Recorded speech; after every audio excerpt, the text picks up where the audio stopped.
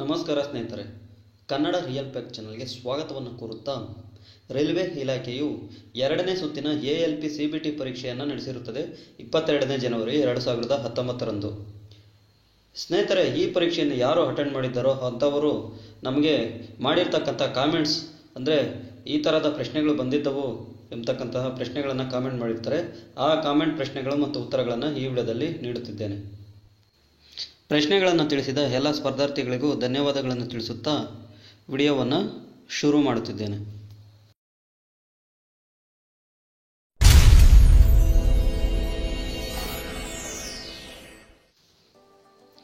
International kite festival ಎಲ್ಲಿ ಉದ್ಘಾಟನೆಯಾಗಿದೆ ಎಂಬತಕ್ಕಂಥ ಪ್ರಶ್ನೆಯನ್ನು ಕೇಳಲಾಗಿತ್ತು. ಇದಕ್ಕೆ ಉತ್ತರ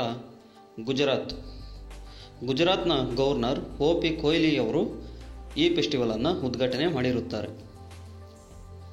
ಯಾವ ಕಂಪನಿಯೊಂದಿಗೆ AAI ಅಂದರೆ ಭಾರತದ ವಿಮಾನ ನಿಲ್ದಾಣ ಪ್ರಾಧಿಕಾರ ಸಂವಹನವನ್ನು ಹೆಚ್ಚಿಸಲು ಒಪ್ಪಂದಕ್ಕೆ ಸಹಿ ಹಾಕಿದೆ?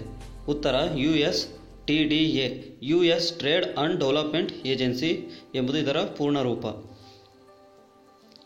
ಸಮ್ಮರ್ ಎಂಬ ಪದದ ಪೂರ್ಣ ರೂಪವನ್ನು ತಿಳಿಸಿ ಎಂಬತಕ್ಕಂಥ ಪ್ರಶ್ನೆಯನ್ನು ಕೇಳಲಾಗಿತ್ತು.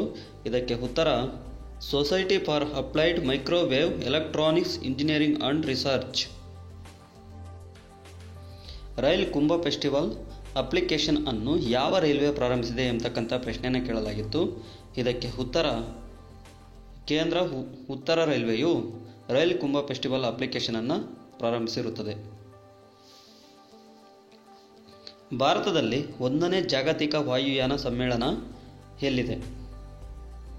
ಉತ್ತರ ಮುಂಬೈ ಫಾರ್ಮ್ 15 ಭಾರತದ 1ನೇ ಜಾಗತಿಕ ವಾಯುಯಾನ ಸಮ್ಮೇಳನವಿದೆ. ಇದನ್ನು 16 ಜನವರಿ 2019ರಂದು ಪ್ರಾರಂಭಿಸಿರುತ್ತಾರೆ. ಏರ್ಬೇಸ್ ಅನ್ನು ಸ್ಥಾಪಿಸಲು ಭಾರತೀಯ ಏರ್ಫೋರ್ಸ್ ಎಲ್ಲಿದೆ? ಉತ್ತರ ಪೋರ್ಟ್ ಬ್ಲೇರ್. ಒಂದು ಪ್ರಶ್ನೆ ಬ್ರಿಕ್ಸ್ ಸಮ್ಮೇಳನದ 2018ಕ್ಕೆ ಸಂಬಂಧಿಸಿರುತ್ತದೆ. ಇದಕ್ಕೆ ಉತ್ತರ ಜೋಹಾನ್ಸ್ಬರ್ಗ್, ದಕ್ಷಿಣ ಆಫ್ರಿಕಾ. ಕುತುಬ್ ಮಿನಾರ್ ಅನ್ನು ಯಾರು ನಿರ್ಮಿಸಿದರು ಎಂಬತಕ್ಕಂಥ ಪ್ರಶ್ನೆಯನ್ನು ಕೇಳಲಾಗಿತ್ತು. ಇದಕ್ಕೆ ಉತ್ತರ ಕುತುಬ್ ಮಿನಾರ್ ಅನ್ನು ಕುತುಬ್ ಉದ್ ದಿನ್ ಐಬಕ್ ರವರು ನಿರ್ಮಿಸಿರುತ್ತಾರೆ. ಒಂದು ಪ್ರಶ್ನೆ ಸ್ಟ್ಯಾಚ್ಯೂ ಆಫ್ ಯೂನಿಟಿ ನಿರ್ಮಾಣಕ್ಕೆ ಸಂಬಂಧಿಸಿರುತ್ತದೆ. ಇದರ ಬಗ್ಗೆ ತಿಳಿದುಕೊಳ್ಳೋದಾದರೆ, iron man of India Sardar Vallabhbhai ಪಟೇಲ್ಗೆ ಸಮರ್ಪಿತವಾಗಿದೆ. ಅದರ ನಿರ್ಮಾಣವನ್ನು ಅಕ್ಟೋಬರ್ 31, 2013ರಿಂದ ಪ್ರಾರಂಭಿಸಲಾಗಿತ್ತು. 2018ರಲ್ಲಿ ಪೂರ್ಣಗೊಳಿಸಲಾಗಿರುತ್ತದೆ. ಫ್ರಾನ್ಸ್ನ ರಾಜಧಾನಿ ಯಾವುದು ಎಂಬತಕ್ಕಂಥ ಪ್ರಶ್ನೆಯನ್ನು ಕೇಳಲಾಗಿರುತ್ತದೆ. ಇದಕ್ಕೆ ಸರಿಯಾದ ಉತ್ತರ ಪ್ಯಾರಿಸ್ ಫ್ರಾನ್ಸ್ನ ರಾಜಧಾನಿಯಾಗಿರುತ್ತದೆ.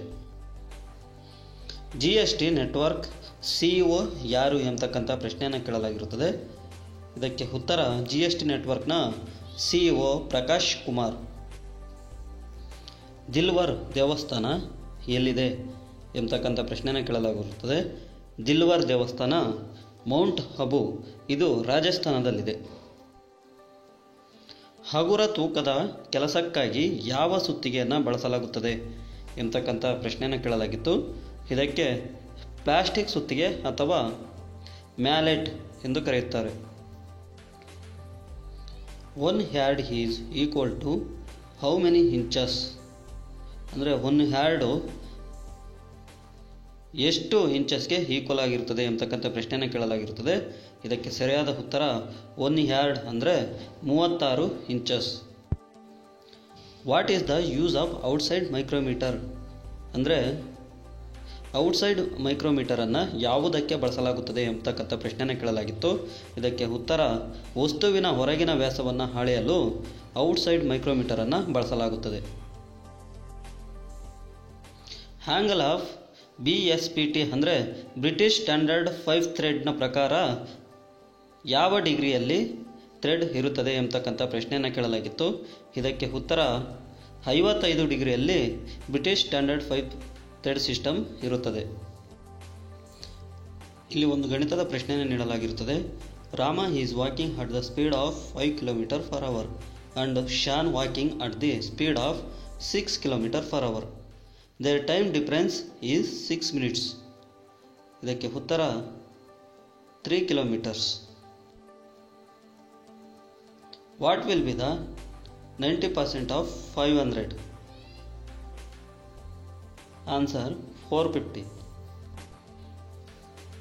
Size of one diagonal is 14 centimeter. Find the area of rectangular shape ಎಂಬತಕ್ಕಂಥ ಪ್ರಶ್ನೆಯನ್ನು ಕೊಟ್ಟಿರ್ತಾರೆ. ಇದಕ್ಕೆ ಉತ್ತರ 336 centimetre square. 8 minus 4 divided by 2 into 6 is equal to answer -4. ದ್ರವ ಜ್ಯೂಸ್ಗೆ ಸಂಬಂಧಿಸಿದೆ. ಹಾಗಾದರೆ ಗ್ಯಾಸ್ಗೆ ಯಾವುದಕ್ಕೆ ಸಂಬಂಧಿಸಿದೆ ಎಂಬತಕ್ಕಂಥದ್ದನ್ನು ಕಂಡುಹಿಡಬೇಕಾಗಿರುತ್ತದೆ. ಇದಕ್ಕೆ ಉತ್ತರವನ್ನು ನೀವು ಕಾಮೆಂಟ್ ಬಾಕ್ಸ್ನಲ್ಲಿ ಬರೆಯಿರಿ.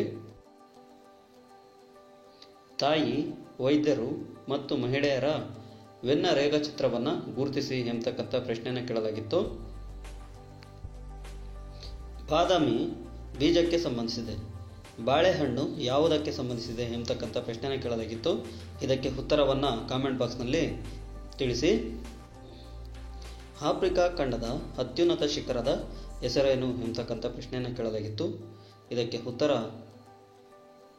Mount Kilimanjaro. ಪ್ರಪಂಚದ ಜನಸಂಖ್ಯೆಯಲ್ಲಿ ಭಾರತದ ಶೇಕಡ ಜನಸಂಖ್ಯೆ ಎಷ್ಟು ಎಂಬತಕ್ಕಂಥ ಪ್ರಶ್ನೆಯನ್ನು ಕೇಳಲಾಗಿರುತ್ತದೆ. ಇದಕ್ಕೆ ಉತ್ತರ ಭಾರತದ ಜನಸಂಖ್ಯೆಯು 17.7% ಆಗಿರುತ್ತದೆ. One life is not enough ಪುಸ್ತಕದ ಲೇಖಕರು ಯಾರು ಎಂಬತಕ್ಕಂಥ ಪ್ರಶ್ನೆಯನ್ನು ಕೇಳಲಾಗಿತ್ತು. ಇದಕ್ಕೆ ಉತ್ತರ ನಟ್ವರ್ ಸಿಂಗ್. ಎನ್ವೈರನ್ಮೆಂಟ್ ಪರ್ಫಾರ್ಮೆನ್ಸ್ ಇಂಡೆಕ್ಸ್ನಲ್ಲಿ ಭಾರತದ ಸ್ಥಾನ ಏನು ಎಂಬತಕ್ಕಂಥ ಪ್ರಶ್ನೆಯನ್ನು ಕೇಳಲಾಗಿತ್ತು. ಇದಕ್ಕೆ ಉತ್ತರ 177ನೆಯ ಸ್ಥಾನ ಭಾರತದ್ದಾಗಿರುತ್ತದೆ. ಇದಕ್ಕೆ ಭಾಗವಹಿಸಿದ್ದಂತಹ ರಾಷ್ಟ್ರಗಳು 180 ಆಗಿರುತ್ತದೆ. ಚಾರ್ಮಿನಾರನ್ನು ನಿರ್ಮಿಸಿದವರು ಯಾರು ಎಂಬತಕ್ಕಂಥ ಪ್ರಶ್ನೆಯನ್ನು ಕೇಳಲಾಗಿರುತ್ತದೆ. ಇದಕ್ಕೆ ಉತ್ತರ ಚಾರ್ಮಿನಾರನ್ನು ನಿರ್ಮಿಸಿದವರು ಸುಲ್ತಾನ್ ಮಹಮ್ಮದ್ ರವರು 1591ರಲ್ಲಿ ನಿರ್ಮಿಸಿರುತ್ತಾರೆ. ಭಾರತೀಯ ನೌಕಾಪಡೆಯ ಮುಖ್ಯಸ್ಥರು ಯಾರು ಎಂಬತಕ್ಕಂಥ ಪ್ರಶ್ನೆಯನ್ನು ಕೇಳಲಾಗಿತ್ತು. ಇದಕ್ಕೆ ಉತ್ತರ ಸುನಿಲ್ ಲಂಬಾರವರು ಭಾರತೀಯ ನೌಕಾಪಡೆಯ ಮುಖ್ಯಸ್ಥರಾಗಿರುತ್ತಾರೆ. ಪ್ರಥಮ ನೊಬೆಲ್ ಪ್ರಶಸ್ತಿಯನ್ನು ಪಡೆದ ಭಾರತೀಯರು ಯಾರು ಎಂಬತಕ್ಕಂಥ ಪ್ರಶ್ನೆಯನ್ನು ಕೇಳಲಾಗಿತ್ತು.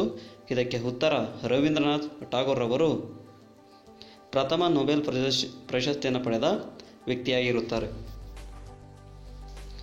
ಯಾವ ದೇಶದಲ್ಲಿ ಹೆಚ್ಚಿನ ಸೇಬಿನ ಉತ್ಪಾದನೆಯನ್ನು ಮಾಡುತ್ತಾರೆ ಎಂಬತಕ್ಕಂಥ ಪ್ರಶ್ನೆಯನ್ನು ಕೇಳಲಾಗಿತ್ತು.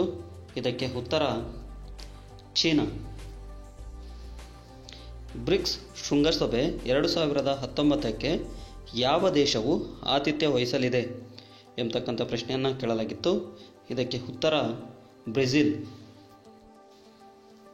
Highest density of water in degree Celsius ಎಂಬತಕ್ಕಂಥ ಪ್ರಶ್ನೆಯನ್ನು ಕೇಳಲಾಗಿತ್ತು. ಇದಕ್ಕೆ ಉತ್ತರ -4 degree centigrade. Atomic number of francium ಎಂಬತಕ್ಕಂಥ ಪ್ರಶ್ನೆಯನ್ನು ಕೇಳಲಾಗಿತ್ತು. ಇದಕ್ಕೆ ಉತ್ತರ ಫ್ರಾನ್ಸಿಯಂನ ಆಟೋಮಿಕ್ ನಂಬರ್ 87. ಇವಿಷ್ಟು 22 ಜನವರಿ 2019ರಂದು 2ನೇ ಸುತ್ತಿನ ALP CBTಯ ಪ್ರಮುಖ ಪ್ರಶ್ನೆಗಳಾಗಿರುತ್ತವೆ. ಧನ್ಯವಾದಗಳು ಸ್ನೇಹಿತರೆ.